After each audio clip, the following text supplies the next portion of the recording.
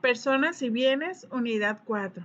Hola a todos, ¿cómo se encuentran? Me da mucho gusto saludarles y tener la oportunidad de abordar la unidad 4 ya de esta asignatura que ha resultado lo más interesante. Ha sido muy particular, muy interesante advertir cómo es que el derecho mexicano ha regulado la figura de las propiedades, de las posesiones, de los bienes en términos generales de la persona y de sus atributos. Así que en esta oportunidad vamos a continuar analizando, pero de una manera mucho más específica, mucho más particularizada, el tema de la propiedad y de la posesión. La propiedad, mis estimados y estimadas estudiantes, ha sido regulado como un derecho humano en la Constitución Política Nacional. Es un derecho humano imprescriptible e inalienable. Por tanto, vamos a ver cómo es que el derecho civil particularmente lo ha regulado y lo ha reconocido en, en el Estado mexicano particularmente. ¿Se encuentran ustedes listos? Me da mucho gusto porque yo ya lo estoy. Así que vamos a dar inicio con esta aventura. Iniciemos particularmente con las diferentes formas de adquirir la propiedad en nuestro país. Miren ustedes, la adquisición de la propiedad se puede dar de tres grandes maneras. Primero, a través de la ley, de las estipulaciones realizadas en la propia norma. Dos, a través de contrato. Recuerden ustedes, mis queridos y queridas estudiantes, que el contrato es uno de los mecanismos más usuales que ha tenido el hombre para la generación de derechos y obligaciones, y a través de la propiedad puede ser adquirida y por las formas originarias de adquirir la propiedad. Y debo decirles que en este rubro en particular, nuestro Código Civil se ha dado la tarea de regular estas formas de adquirir la propiedad, estas formas originarias. Tenemos una clasificación en dos grandes rubros. Primero, la ocupación en nuestra legislación. Esto es cuando estamos ante la propiedad de un tesoro, ante la adquisición de animales por caza y pesca y por la adquisición de propiedad de aguas. En estos casos, la ocupación está regulado en nuestro Código Civil, pero también tenemos el otro gran rubro que es precisamente el de la accesión, ¿no? Nuestro Código Civil determina que la accesión de bienes puede darse por accesión natural o por accesión artificial. Estaremos ante la primera en el caso de aluvión, abulsión, nacimiento de isla o mutación de cauce de un río. Esto es, ya sea que perdamos terreno en virtud del aluvión, que incrementemos nuestro territorio, nuestro terreno por la abulsión, porque se genere el nacimiento de una isla por los movimientos de las aguas, ¿no? O la mutación de cauce de un río. Estas figuras, mis queridos y queridas estudiantes, ustedes van a poder analizarlas con mayor propiedad precisamente con los recursos que se les han facilitado para estos propósitos. También nuestro Código Civil establece de manera detallada qué es lo que pasa de acuerdo a los movimientos de los cauces de los ríos. Ahí lo van a poder encontrar con toda facilidad. Está ampliamente determinado en el Código Civil. Esto en relación con la accesión natural, ¿no? Recuerden, aluvión, abulsión, nacimiento de isla y mutación de cauce de río. Pero en relación con la accesión artificial, tenemos la accesión artificial de inmuebles, la accesión artificial de muebles y la accesión artificial establecida en nuestra legislación. Cuando hablamos de accesión artificial, quiere decir que ahí interviene particularmente la mano del hombre en relación con estas circunstancias, particularmente cuando se trata de inmuebles o muebles, ¿no? La accesión implica la adhesión a un bien previamente establecido. Y en relación con la accesión artificial de muebles, tenemos la incorporación, la mezcla y confusión y la especificación. En nuestro Código Civil están ampliamente reguladas estas figuras, por lo que va a ser necesario, mis estimados y estimadas estudiantes, que la analicen con toda claridad. Ahora bien, tenemos, mis estimados y estimadas estudiantes, tres formas de adquirir la propiedad eh, reguladas también en nuestro Código Civil. Formas derivadas de adquirir la propiedad, la extensión de la propiedad y la protección del derecho de propiedad dentro del derecho vigente a través de la acción reivindicatoria. En la primera de ellas, en las formas derivadas de adquirir la propiedad, tenemos la herencia y el legado, la cesión de derechos, pero también tenemos la adjudicación. Esto es el que se nos imponga. Tal propiedad puede ser por herencia o puede ser por venta judicial y remate. En relación con la extensión de la propiedad, tenemos dos rubros que hay que entender de manera clara. Primero, tenemos la extensión de la propiedad respecto a lo producido por ella. Y dos, la extensión de la propiedad al subsuelo o al espacio aéreo, ¿no? Todos los productos de la propiedad que se generen, sobre todo en vía natural, son parte de quien tiene la propiedad de la cosa o del inmueble, ¿no? Así que estas formas de adquirir la propiedad también están reguladas en el Código Civil y es necesario analizarlo. Una manera de ejercer la propiedad es a partir de la copropiedad. Hay copropiedad cuando una cosa o un derecho pertenecen pro indiviso a varias personas. ¿Qué quiere decir esto? Quiere decir que un inmueble, un mueble, un terreno, un espacio determinado pertenece a diferentes personas y hay diferentes tipos de copropiedad. ¿Cuáles son estos? Las copropiedades voluntarias y forzosas, las temporales y las permanentes, las reguladas y las no reguladas y por actos intervivos y mortis causa, ¿no? Son 4 diferentes tipos de copropiedad. Reitero, voluntarias y forzosas, temporales y permanentes, reguladas y no reguladas y por actos intervivos y mortis causa. Ahora bien, en relación con estos tópicos se puede generar diferentes regímenes de copropiedad. Y los regímenes se dan respecto de la cosa,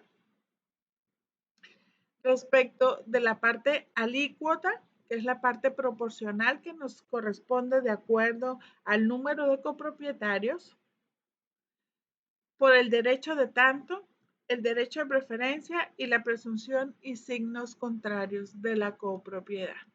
Esto en relación particularmente a los regímenes.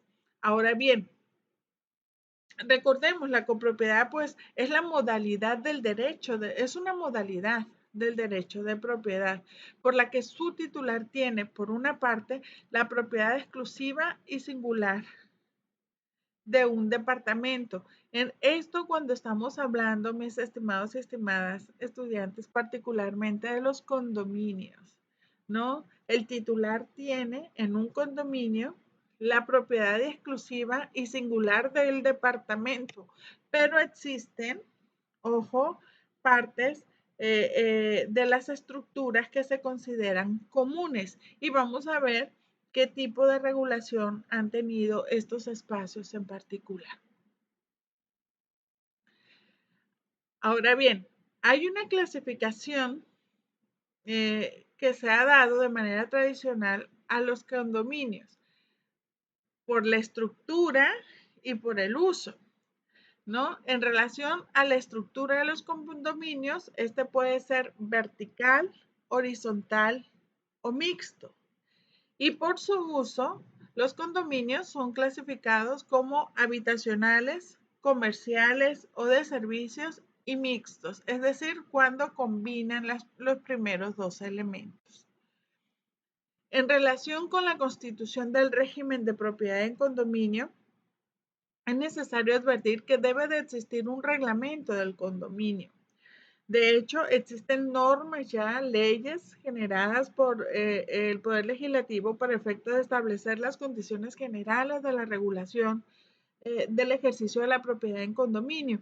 Eh, eh, eh, Solamente pensemos en la Ciudad de México, precisamente por la cuestión de los espacios, es que ha proliferado el uso de los condominios a lo largo no solamente en la Ciudad de México, en prácticamente en todas las grandes ciudades de cada una de las entidades federativas, por lo que el legislador ha tenido que regular estas circunstancias estableciendo leyes generales que establecen, digamos, directrices generales para la creación particular de los reglamentos del condominio. Es muy, muy acertado que cada condominio cuente precisamente con normas internas que, tomando en base las leyes existentes, establezcan las reglas del juego, si le podemos denominar de esta manera, dentro de los condominios, ¿no?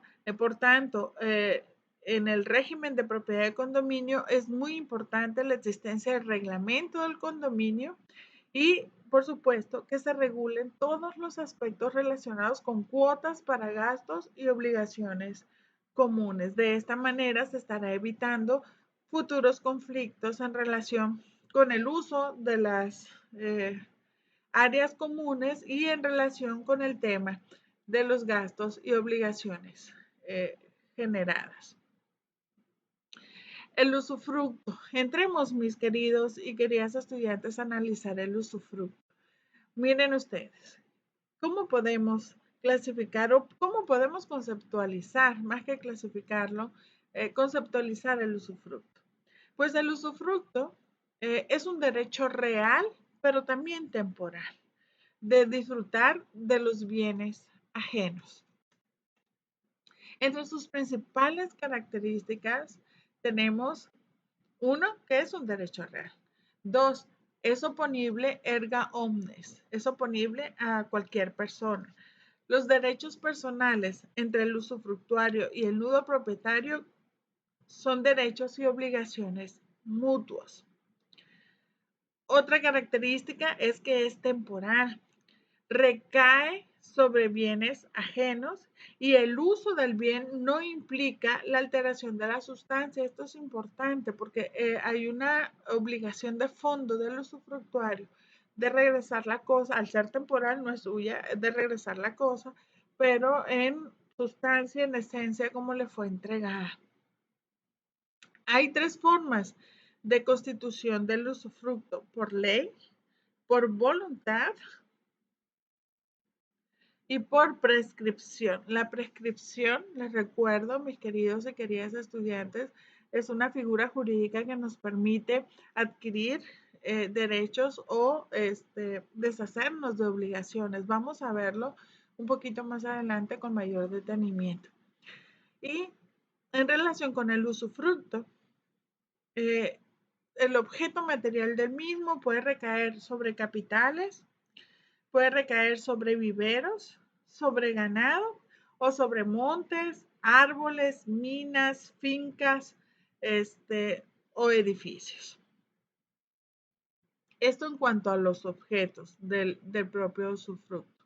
Ahora bien, en relación con la figura del uso y la habitación, debo decirles que el uso da derecho a percibir los frutos de una cosa ajena. Si yo estoy en uso de la cosa ajena, los frutos que se generen de la misma serán utilizados en mi beneficio. Ahora bien, el uso también me da derecho, de acuerdo a los bienes, a cubrir las necesidades del usuario y de su familia, aunque la familia aumente. En relación con la habitación, debo decirles que es la facultad, y así lo establece en términos generales también nuestro Código Civil, la facultad de ocupar gratuitamente en casa ajena las piezas necesarias para sí y para las personas de su familia, ¿no? Por tanto, mis estimados y estimadas estudiantes, recapitulando un poquito, tenemos que la propiedad me genera derecho de uso, me genera también derecho de usufructo y de habitación, pero tenemos más. La propiedad también me puede generar el ejercicio eh, de otra figura, que es la servidumbre, ¿no?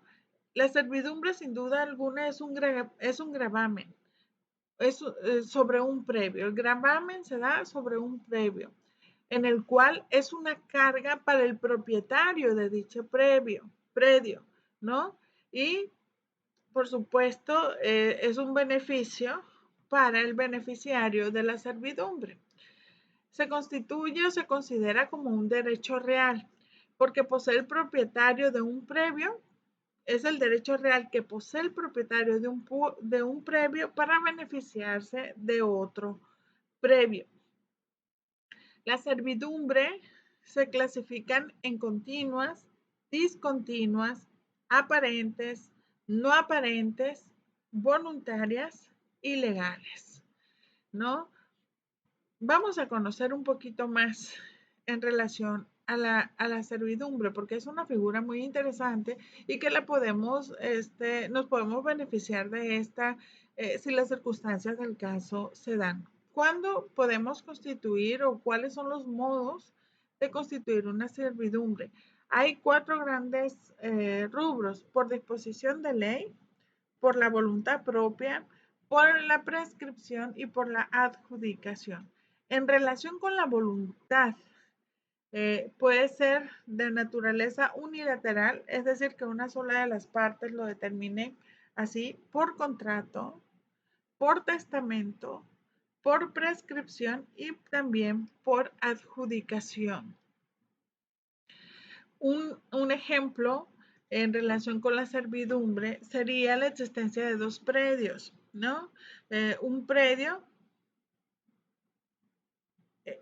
está frente a otro predio. El predio de la parte eh, trasera no tiene salida a, a ninguna vía, solamente podría salir pasando por un espacio del frente del predio de enfrente. Por tanto, al no tener salida, al no tener la posibilidad de salir, tiene que el predio de enfrente darle servidumbre de paso, ¿no? Para poder salir a los caminos que le permitan a este previo tener ese contacto. La ley establece en el Código Civil las diferentes medidas a tomarse y los diferentes efectos jurídicos que la figura de la servidumbre genera, particularmente en estos rubros. Muy bien, mis estimados y estimadas estudiantes, entremos ahora a el derecho real de garantía, ¿no? Y tenemos dos grandes figuras a las que ya hemos hecho referencia en la sesión pasada, que es la prenda y la hipoteca. Vamos a verlos con un poquito más de detalle, vamos a ver qué implican estas figuras particularmente en el derecho civil. La prenda, mis estimados y estimadas estudiantes, tiene diferentes características que lo hacen muy particular. Debo decirles que se considera también un derecho real. Es un derecho real constituido sobre un bien mueble, ¿no? La prenda se da sobre bienes muebles, enajenables, y ello con el propósito de garantizar el cumplimiento de una obligación. Reitero, la prenda se da sobre bienes muebles. Esto es importante porque la hipoteca, que es la figura también que constituye un derecho real de garantía, se da sobre bienes inmuebles. Esto es que no pueden ser trasladados ni movidos porque están fijos al suelo, ¿no? Los bienes muebles, hemos reiterado ya en otras oportunidades, son aquellos que pueden trasladarse, pueden moverse, no están fijos al suelo a diferencia de los bienes inmuebles. Por tanto, la prenda, mis queridos y queridas estudiantes, solo puede darse sobre bienes muebles, salvo, ojo, que se trate de los frutos de bienes raíces. Para que el derecho real de prenda quede constituido, es necesario entregar la cosa al acreedor. Esto es muy importante porque a diferencia de la hipoteca, el bien inmueble no se entrega al acreedor, el bien inmueble se queda con el deudor. En este caso, la prenda para que pueda ser constituida y pueda generar los efectos que por ley se le destinan, tiene que ser entregada la cosa al acreedor. Esto es una característica esencial y particular. La prenda no da derecho al acreedor de los frutos que la cosa pueda producir, salvo que así se haya pactado de inicio, ¿no? Por tanto, ojo, la prenda no da derecho al acreedor de los frutos, salvo que se haya pactado así de inicio. En caso de incumplimiento de la obligación, da derecho al acreedor para sacar el bien mueble objeto de la prenda a la venta o al remate, ¿no? Mis queridos y queridas estudiantes, para que ustedes lo ubiquen y lo aterricen en los aspectos prácticos, pues solamente piensen en una casa eh, eh, eh, prendaria, ¿no? Existen muchas donde uno va, entrega un bien mueble, recibe en contrapartida un beneficio de tipo económico que el deudor se obliga a regresar en ciertos plazos y formas, y en caso de que el deudor no cumpla con dicha obligación, entonces el acreedor, quien tiene ya para ese momento la cosa en su posesión, puede sacarlo a venta o a remate para efecto de cumplir con las obligaciones que el deudor dejó de cumplir, ¿no? Finalmente, la prenda permite que el acreedor se quede con la cosa dada en prenda en caso de que no quiera venderla o no quiera sacarla a remate.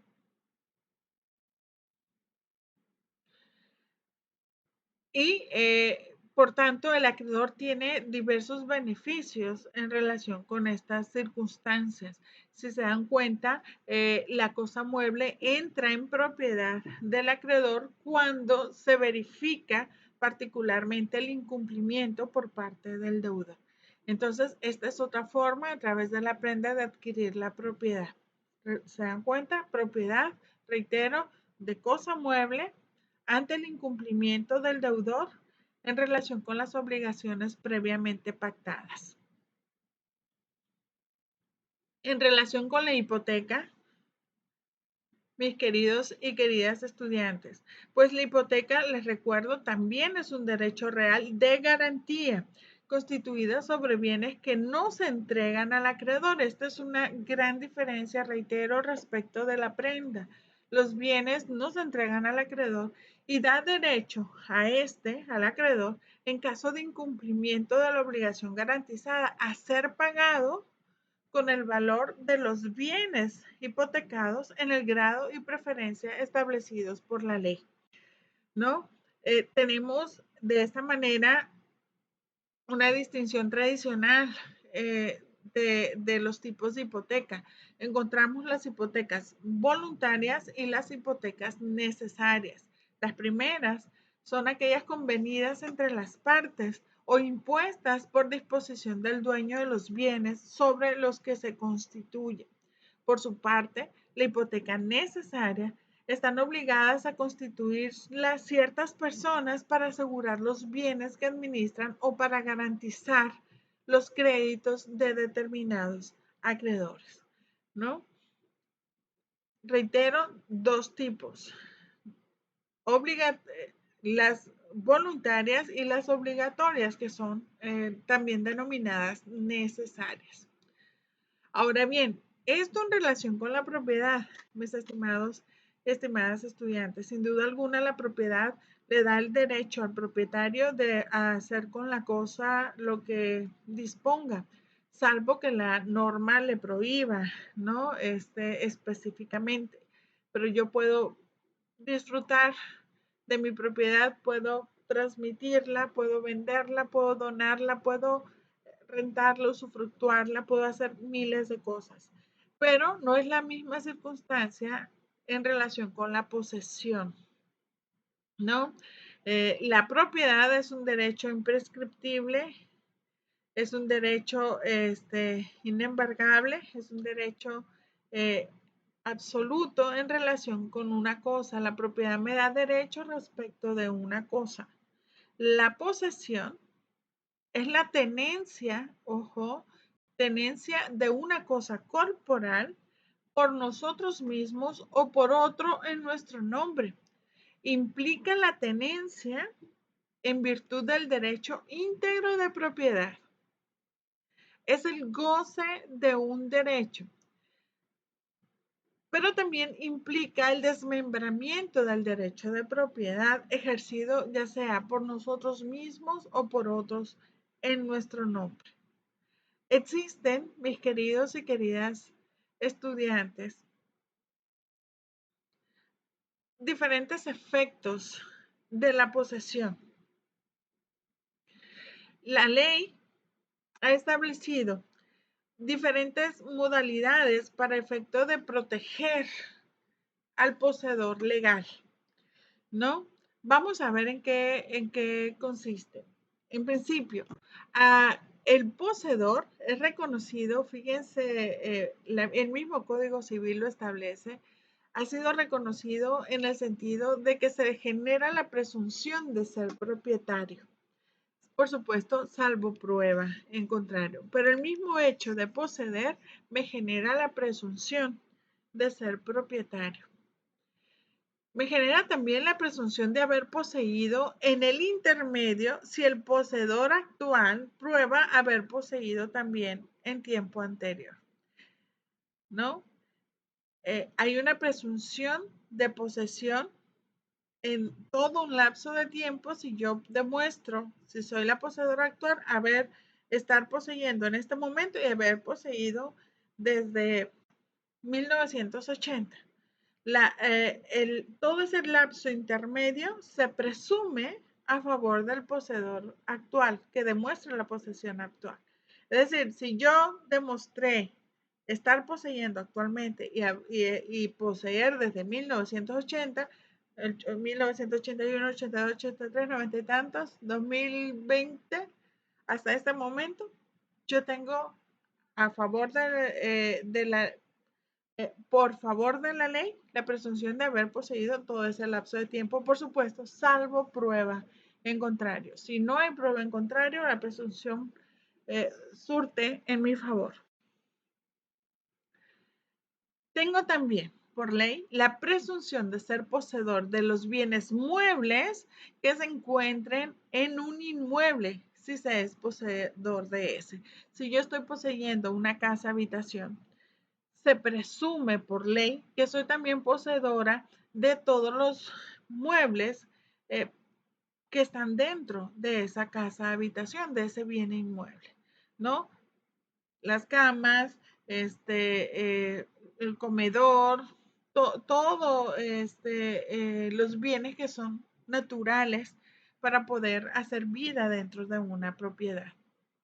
El poseedor, mis estimados y estimadas estudiantes, tiene derecho a ser mantenido o restituido en la posesión contra todos aquellos que no tengan mejor derecho para poseer. En efecto, si yo estoy poseyendo una casa habitación y, y lo estoy haciendo desde hace un tiempo acá, tengo derecho por ley a ser mantenida en la posesión.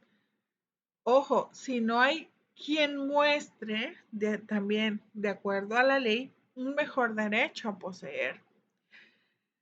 Resulta que aparece una persona que tiene un título de propiedad y yo no puedo demostrar alguna posesión legal, entonces por supuesto esa persona tiene mayor derecho a poseer que yo. Entonces yo puedo ser removida de esa circunstancia. Me explico, pero si no aparece nadie con mejor derecho a poseer, tengo derecho a ser mantenida o en su caso restituida en la posesión en caso de que me haya sido quitada de esta.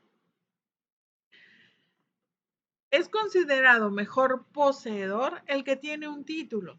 Si yo tengo un contrato de arrendamiento, entonces tengo un título que me avala la posesión, es una posesión legal y puedo ejercer la posesión ante cualquier persona. Tratándose de inmuebles, es mejor posesión la que está inscrita. Es correcto.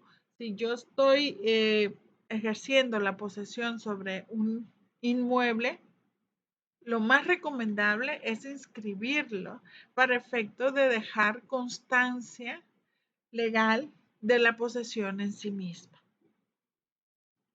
Ahora bien, en la posesión es necesario, mis estimados y estimadas estudiantes, hablar de posesión legal de buena fe y la posesión de mala fe. ¿Cuándo estamos ante uno y cuándo estamos ante otro? Bueno, hablemos primero de la posesión de buena fe. Existen diferentes consecuencias legales del poseedor de buena fe. Primero, hacer suyos los frutos percibidos mientras su buena fe no sea interrumpida. Hacer suyos los frutos percibidos mientras su buena fe no sea interrumpida.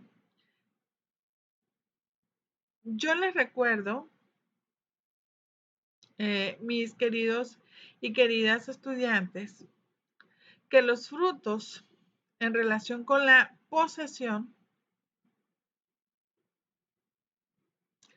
se pueden dar de diferente naturaleza. Esto es algo de lo que vamos a ver un poquito más adelante, ¿no? Pero si yo estoy demostrando la posesión de buena fe, por tanto, tengo derecho a beneficiarme de los frutos de la cosa poseída.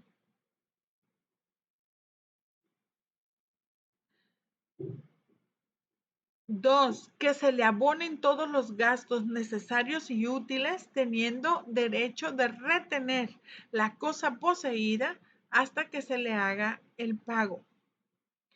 ¿Qué es esto?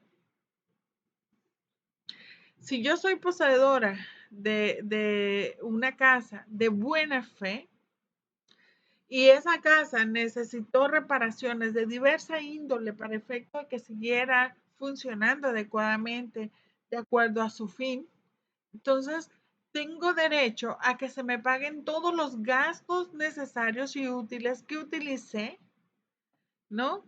En esa casa habitación. Ojo, cuando soy poseedora de buena fe. Tengo derecho también, como poseedora de buena fe, a retirar las mejoras voluntarias si no se le causa daño a la cosa mejorada, ¿no? Imaginen ustedes, eh, yo pude pintar la casa habitación, le incorporé azulejo y le incorporé mejoras que por voluntad consideré harían mi estancia en ese lugar mucho más placentero.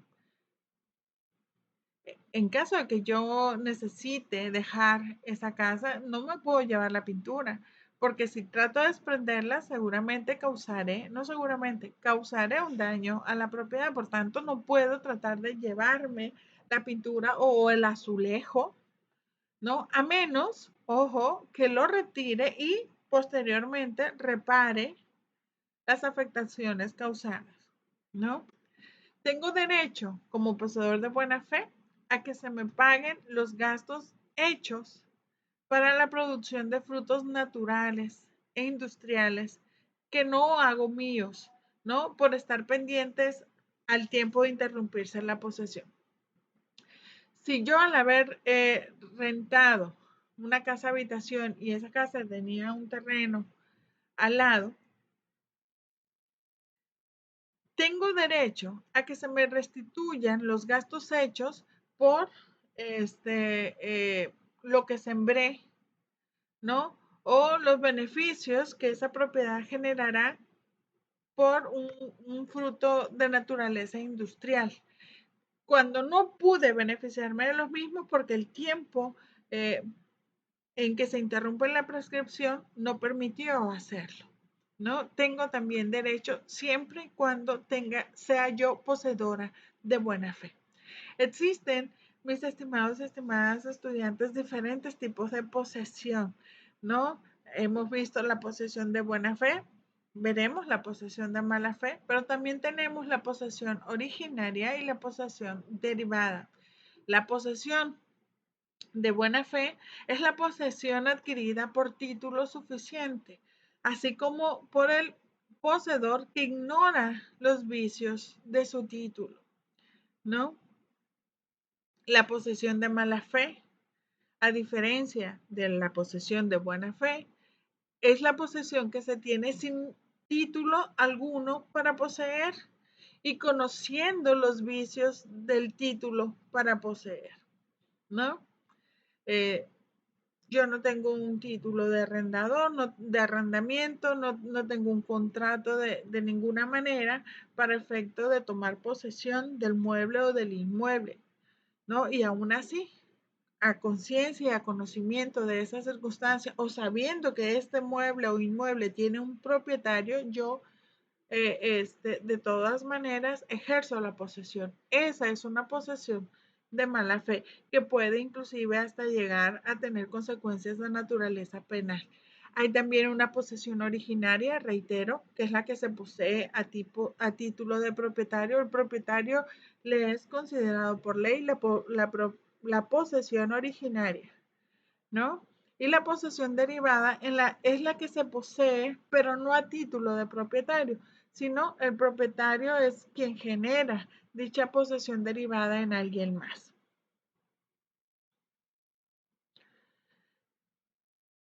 Hay otra clasificación de la posesión que es muy interesante. Tenemos la posesión delictuosa, la posesión pública, la continua y la pacífica. La posesión delictuosa, mis estimados y estimadas estudiantes, es la posesión que se tiene mediante actos o conductas sancionadas por las leyes penales, es decir, que están tipificadas como delito en los códigos punitivos de nuestro orden jurídico nacional. Si yo obtengo una cosa ajena, sin permiso y sin consentimiento de quien debe otorgármelo, mi conducta la podemos subsumir en lo que conocemos como robo. Entonces esa posesión es delictuosa y voy a seguramente obtener una consecuencia legal de naturaleza penal por esa forma de posesión, ¿no? Entonces, los códigos punitivos tienen establecidas formas de posesión que son contrarias a dichos códigos punitivos y que merecen un reproche penal. Tenemos también la posesión pública. Es la posesión que se inscribe en el registro público de la propiedad, ¿no? Que por lo regular es muy recomendable realizar la posesión pública, sobre todo cuando se es de buena fe. Tenemos la posesión continua, que es la posesión que no ha sido interrumpida por ninguno de los medios que se establecen en ley. Y finalmente la posesión pacífica es la posesión que se ha adquirido sin violencia, ¿no? Las diferentes formas de posesión, sobre todo la posesión pacífica y la posesión de mala fe, pueden generar prescripción. Estaremos ante la prescripción positiva, mis queridos y queridas estudiantes, en el sentido de que es un medio de adquirir bienes o de liberarse de obligaciones mediante el transcurso de cierto tiempo. Hay ciertas reglas que tienen que conocerse para que la prescripción positiva opere. Ojo, solo pueden prescribirse los bienes que están en el comercio. Esto es que sean lícitos, que sean bienes que puedan ser transmisibles, ¿no? Solamente este tipo de bienes.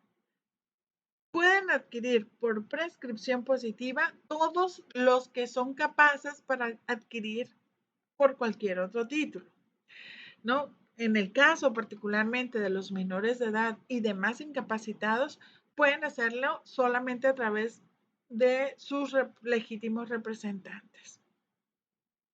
Y 3, las personas con capacidad para enajenar pueden renunciar la prescripción ganada, pero no el derecho de prescribir para lo sucesivo. Teniendo claro estas 3 reglas, bueno, pues ya podemos entrar de lleno a los diferentes requisitos que se nos piden por ley para generar la prescripción, ¿no? Hay requisitos de la posesión para prescribir y plazos para prescribir. En relación con los requisitos, debo decirles que este tiene que darse en carácter de dueño, tiene que ser pacífica en la prescripción positiva, tiene que ser además continua y tiene que ser pública, ¿no? Reitero, se tiene que dar en carácter de dueño, pacífica, continua y pública. 4 elementos indispensables. En relación con los plazos, mis queridos y queridas estudiantes, los bienes inmuebles prescriben a los 5 años si se poseen en concepto de propietario, con buena fe, pacífica, continua y públicamente. Reitero, para la prescripción positiva de bienes inmuebles, prescriben a los 5 años si se poseen en concepto de dueño, de propietario, de buena fe, pacífica, continua y públicamente. En 5 años, cuando hayan sido objeto de una inscripción de posesión. También, ¿no? Y en 10 años, mis queridos y queridas estudiantes, cuando la posesión se da de mala fe.